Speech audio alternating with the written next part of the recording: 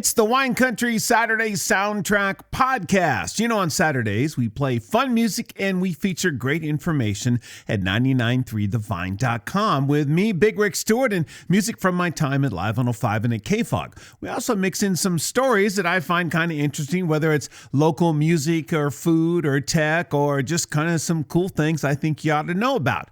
It's always lots of fun. Fun music and great information happens every Saturday at 993thevine.com. And the Wine Country Saturday Soundtrack Podcast features great information like this.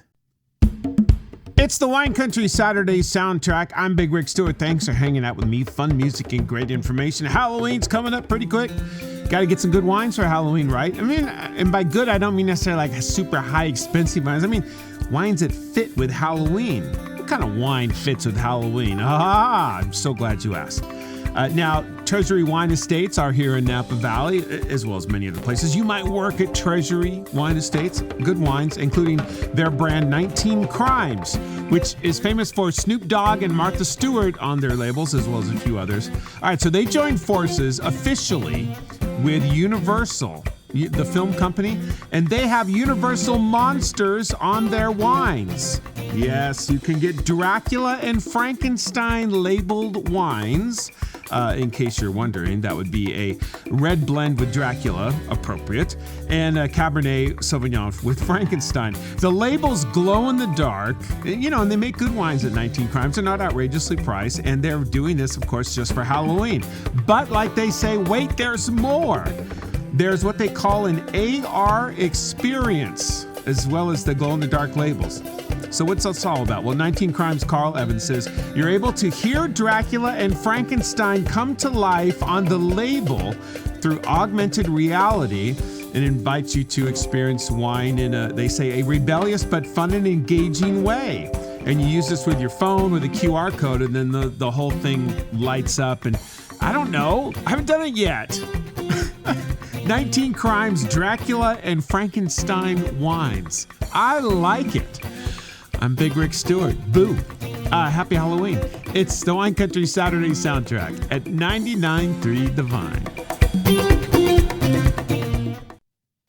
It's the Wine Country Saturday Soundtrack. Fun music and great information. I'm Big Rick Stewart. All right, what happens before every football game? I think before every football game. You flip a coin. You toss a coin, right? And then you pick to kick off or receive or whatever. Flipping a coin. It's been happening for probably ever since coins started. And the odds of flipping a coin, the odds of it heads or tails is 50-50, right? Because it doesn't matter. Wrong. The odds of coin flipping are highly determined by how the coin starts. Now, this comes to us from iflscience.com. And they say that, coin tosses are often used to decide who gets first pick or first something. And it seems like it's 50-50, but in fact, it is not. A mathematician named Percy Diaconis, that's a real mathematician's name, right? Did this experiment and tried to figure this out. I mean, they actually did it. They didn't just calculate things. They had people flipping coins, and they tried to see what was the deal here. They had 48 people flip 350,757 coins from 46 different currencies. All right, so whatever. And overall, there's a 50.8% chance the coin shows up on the same side that it was tossed from. Wow. Now, what if you were to bet on this? All right, so they worked out the math. And they said, if you bet 1,000 times knowing the starting position of the coin, you could make $19 on 1,000 coin flips. And if you really want to watch this and figure it all out and see it really happen, you can go to the website iflscience.com, and there is a 12-hour video of people flipping coins to do this. A 50.8% chance that it's the same as it started. I'm not about to start flipping coins and betting on it, but whatever. Maybe you have a lot of time on your hands. I'm Big Rick Stewart. It's the Wine Country Saturday Soundtrack at 99.3 The Vine. I'm Big Rick Stewart. It's the Wine Country Saturday Soundtrack. Thanks for hanging out with me. Who has a pair of Crocs out there? I have two, actually. I kind of don't. One pair I kind of lost, and they're really, really grungy and worn out. They're kind of my garage Crocs. And the others, those are my nice Crocs. If there could be such a thing. And sure, why not? Right now, if you're on your feet all the time, chefs and people in restaurants are very popular, and in healthcare, super popular. Crocs got their start at boat shows. The first pair of Crocs I ever saw in my life was at the Oakland Sailboat Show. And there was this guy there, and he's like, oh yeah, they're waterproof and they're super comfortable. And they were hideous, but they were super comfortable. I couldn't deny it. Anyway, Crocs have had their ups and downs. They went down around 2008, but now they are back so big, and there's all these special versions. You might have heard about this. Now, new from Crocs, their classic Crocs. How can it be a classic if it's brand new? Classic Crocs Cowboy boots. Oh my God. You really have to go to the website and see these. Crocs says this boot was made for their fans, inspired by all their fans' creativities. It's a limited edition Croctober boot with a signature Croc skin texture. It says metallic disco desert embroidery details. It's like a black boot with looks like fake white stitching kind of thing. And a spinning spur in the back. It does have the vent holes for breathability and more. Crocs Cowboy boot. Do you have to have these? Maybe. I don't know. Someone in the review section said these boots are like the love child of John Wayne and the Marshmallow Man from Ghostbusters. That pretty much, I think, would perfectly describe it. You really have to have these, right? $120, Crocs online, Croctober, Crocs Cowboy boots. It's not April 1st. I'm Big Rick Stewart. It's the Wine Country Saturday soundtrack at 99.3 The Vine. It's the Wine Country Saturday soundtrack. I'm Big Rick Stewart. Hey, thanks for hanging out with me today. Hope everything is going well for you. Maybe you're planning some trips and you're thinking about Tahoe and you're thinking, yeah, Tahoe's great once you get there. The crowd and the traffic and everything like that, not so great. And then you have to leave. Either you leave early and you don't have that extra day on Sunday or whatever, or you leave late and you arrive at midnight or something. It's not necessarily ideal. In fact, Lake Tahoe is really crowded. In 2022, Four Doors Travel Guide released its no travel list, and they said Lake Tahoe appeared near the top over at SF Gate thanks to overcrowding that's led to all the traffic and all the associated air pollution and more. So where can you go? Well, you probably know some favorite places. Maybe these are new to you. SF Gates Travel suggested Hope Valley and Markleyville. These are really nice places. Expansive views, hiking, fishing, some peace and solitude. You're not too far from Kirkwood, which is a cross-country skier's paradise. You missed the snow, maybe that's an option. How about just over the big hill, Highway 29? Head over to Lake County and Clear Lake. Middletown's a cool place. I spend a lot of time at Clear Lake. Lake Fort's got it going on. Kelseyville's some good restaurants. There's delicious wine and uncrowded, affordable tastings. Lots of pears. Fishing year-round. Canocti Resort recently reopened with newly remodeled rooms. No concerts yet, but hopefully that will happen soon. SF Gate also recommends Bear Valley for some more cross-country skiing. And if you are looking for some summertime events, you can get into some mountain biking they have up there and more. And they also talk about Nevada City and Placerville. Now, all those are pretty good. I like that. Some options that aren't Lake Tahoe with the tens of thousands of people that also have that same idea. Go somewhere different. Try somewhere new and probably more affordable. I'm Big Rick Stewart. Happy trails. It's the Wine Country Saturday soundtrack at 99.3 The Vine. It's the Wine Country Saturday soundtrack. I'm Big Rick Stewart. I never met this guy. But I like this guy. You read stories about this and you think, I think it'd be fun to hang out with this guy. He's a meteorologist on TV. And this story comes to us from Loudwire. His name is Chris Michaels, and he works for WSLS in Roanoke, Virginia. So what's the big deal?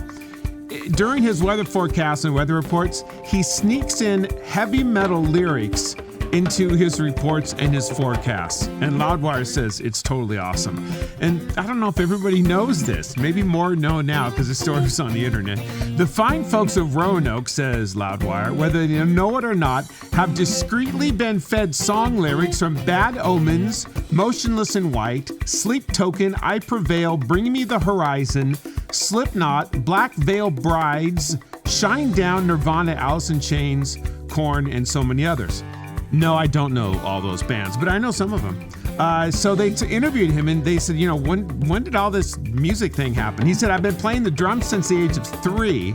And then in middle school, metal entered my life. It turns out an uncle gave him Metallica and Megadeth albums. Oh, those uncles, right? About age 11 or 12, and then it just kind of took off from there. His first concert ever was Dream Theater, and he got into weather because at the age of 17, he was put into an introduction to meteorology course in high school. He thought he would drop it right away, but he really liked it.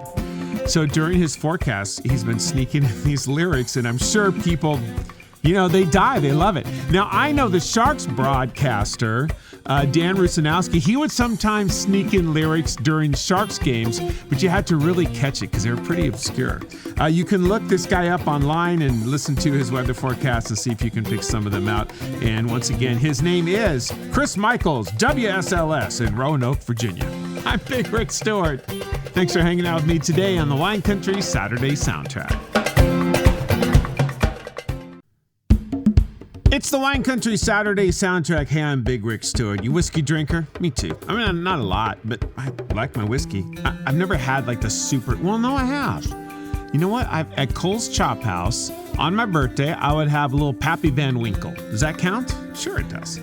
But, I don't buy like the super expensive bottles and all that, but I might have to try this one out because this is a whiskey just voted world's best at the 2023 Whiskies of the World Awards. That's a pretty big deal, right? And it's worldwide, and it's a good thing it's worldwide because you won't believe this is an Indian single malt whiskey. Wow. And the brand is called Indri, I-N-D-R-I, Indri Whiskey. It's a single malt, and it's from, they say, the skilled hands at the Piccadilly Distillery. It's nestled near the Himalayan foothills, and it was recognized as the best whiskey in the world at the 2023 Whiskies of the World Awards. So what makes it special? All right, well, they say, everything, of course, but they say aging gracefully in ex-bourbon and French wine and PX sherry casks, each contributing its own distinctive character to the final masterpiece. If you've never heard of them before, well, they started in 2021 and now in 2023, best in the world. You want to get the exact one? All right, we'll look for the Indri Diwali Collector's Edition. Indri Diwali Collector's Edition. And ask your local shop, and because they just won Whiskey of the World, they better know all about this. And I'm looking forward to trying it. It says it has all kinds of intricate tastes and flavors. Wood and spirit result in a symphony of flavors that dance on the palate. A true embodiment of craftsmanship. Well, they have a good PR writer, but that's for sure. I'm interested in this Whiskey of the World winner. I'm Big Rick Stewart. It's the Wine Country Saturday Soundtrack at 99.3 The Vine. Well, those are some stories that I have featured on the Wine Country Saturday Soundtrack. Tune in at 8 a.m.